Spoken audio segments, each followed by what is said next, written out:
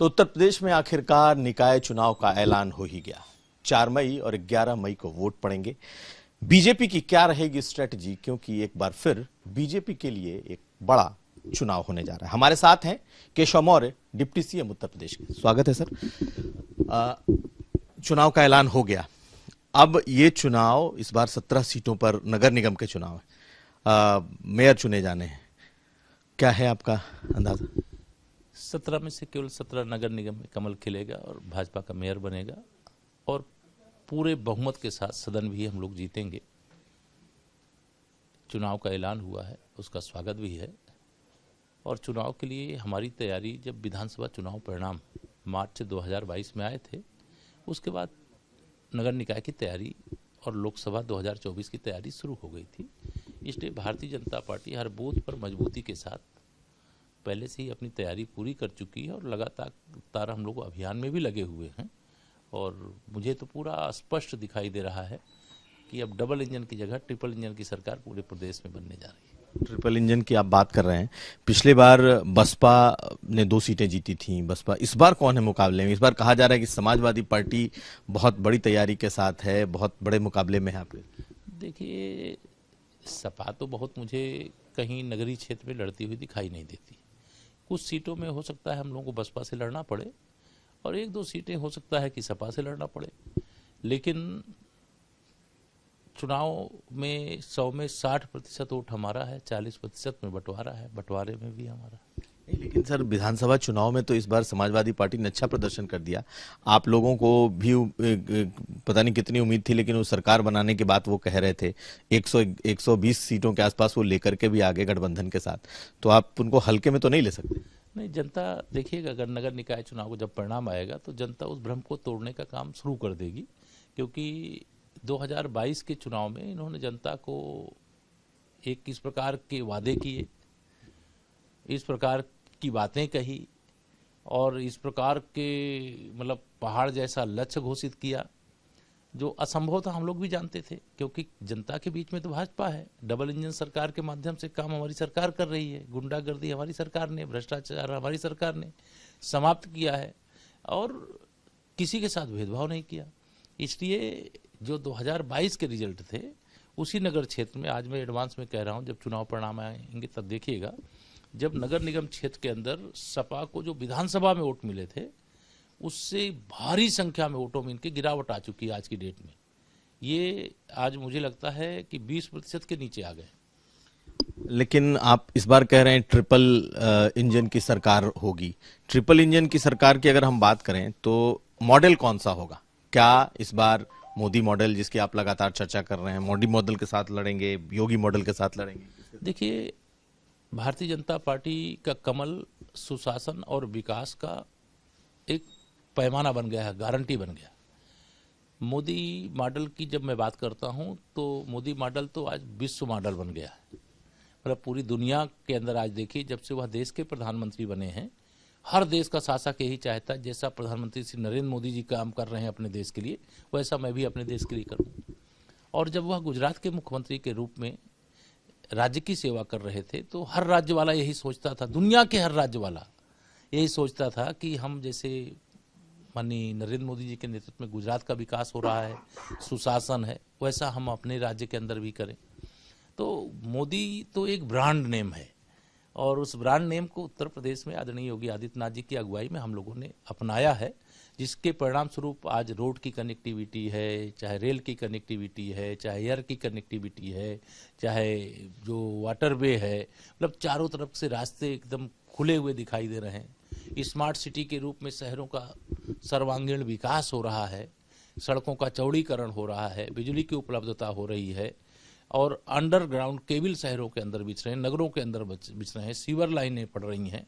अभी नगर पंचायत और नगर पालिका के अंदर बहुत सुविधाएं पहुंचाने का काम करना है। लोग इस बात को जानते हैं कि भाजपा का कमल खिलाएंगे तो कोई जो नगर पालिका का अध्यक्ष होगा या नगर पंचायत का अध्यक्ष होगा, या वो ये नहीं कहेगा कि भाई हमारी तो सरकार नहीं, हम काम नहीं करा पा रहे हैं।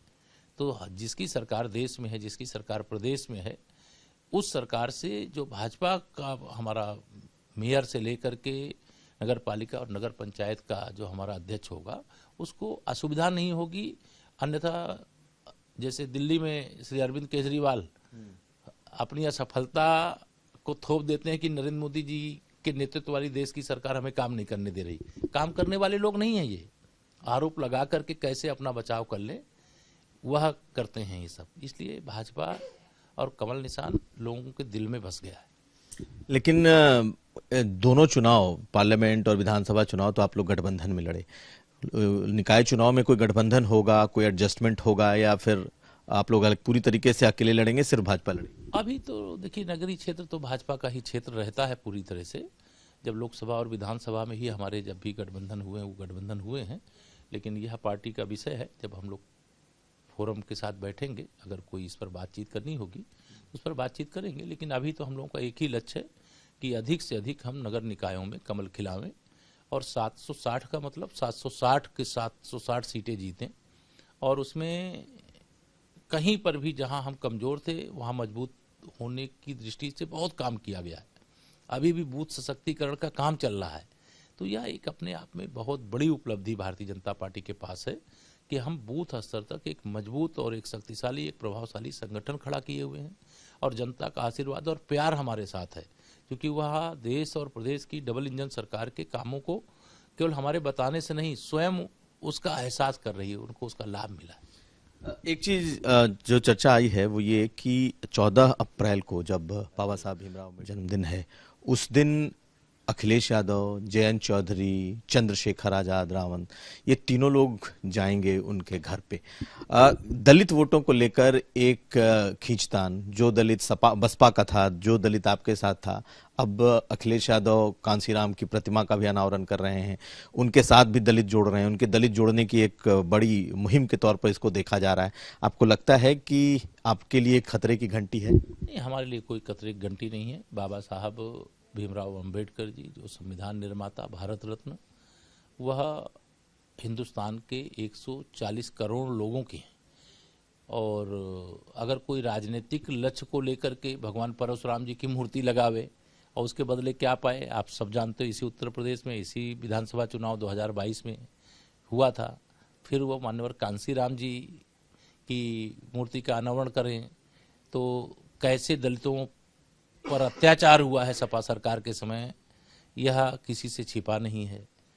और अब वह जो पंच तीर्थ माननीय प्रधानमंत्री श्री नरेंद्र मोदी जी के मार्गदर्शन में, जो जन्मभूमि से लेकर के उनके निर्वाण स्थली तक, जहां पर भी बाबा साहब की कोई भी भूमिका रही है, उसको एक निर्मित करने का काम, उसको तीर्थ के रूप में विकसित करने का काम हमारी, जहां भाजपा सरकार है, भाजपा की सरकार ने किया या केंद्र सरकार ने किया है। और जब सपा सरकारें रहती थीं या कोई कांग्रेस की सरकार कहीं रही हो या किसी अन्य दल की रही हो, उन्होंने बाबा साहब के प्रति दिखावा किया, ढोंग किया है। ये भाजपा ही एक ऐसी पार्टी है जो सबका साथ, सबका विकास, सभी महापुरुषों का सम्मान। अब आज देश भर में इस बात पर लोगों को गर्व हो रहा है, संविधान निर्माण का जो दिवस है 26 नवंबर को, अब देश की संसद बैठती है, प्रदेश की विधानसभा बैठती है। एक और बाबा साहब सम्मान है, जो उनका स्वप्न है, उसको पूरा करने का काम तो माननीय प्रधानमंत्री श्री नरेंद्र मोदी जी के नेतृत्व में हो रहा है। ये सब चुनावी ढोंग है। और अब आज की तिथि में कोई इतना नादान नहीं है कि इस प्रकार से कोई मूर्ति का अनावरण कर दे, उसके बदले उसको वोट दे दे, उस पार्टी को स्वीकार कर ले। वो उनको गुंडे अपराधी स्वीकार कर। लेकिन मूर्ति अनावरण के वक्त ही एक नारा लगाओ, पुराना वाला नारा, मिले मुलायम कांसीराम, आपने भी सुना कि स्वामी प्रसाद मौर्य ने इस नारे को दोहराया भी था। ये श्री अखिलेश यादव जी और सैफई परिवार के लोग भगवान राम का, श्री रामचरितमानस का, धर्म ग्रंथों का, पिछड़ों का, दलितों का, आदिवासियों का, हिंदुओं का अपमान कराने का ठेका लेकर के बैठे हैं। और तुष्टीकरण की राजनीति अपना करके, जातिवाद की राजनीति करके, परिवारवाद की राजनीति करके वह भारतीय जनता पार्टी से अगर मुकाबले की सोचते हैं, तो जनता इसका फैसला जब से श्री अखिलेश यादव जी उत्तर प्रदेश के मुख्यमंत्री के रूप में यहाँ पर हैं, तब से और अब तक अगर बड़े चुनाव की दृष्टि से देखें तो 2014, 2017, 2019, 2022 चार चुनाव में उनको हम बड़े चुनाव में हरा चुके हैं। नगर निकाय का चुनाव पीछे भी हुआ है, उसमें भी हरा चुके हैं। अभी होने जा रहा है, इसमें भी हराएंगे। और 24 में तो 80 की 80 सीटें जीत करके 80 सीटों पे कमल खिला करके सबक सिखाने का भी काम करें। बहुत शुक्रिया यूपी तक से बात करने के लिए। तो हमारे साथ थे केशव मौर्य और इन्होंने पूरी बात नगर निकाय चुनाव को लेकर रखी। कुमार अभिषेक, आज तक।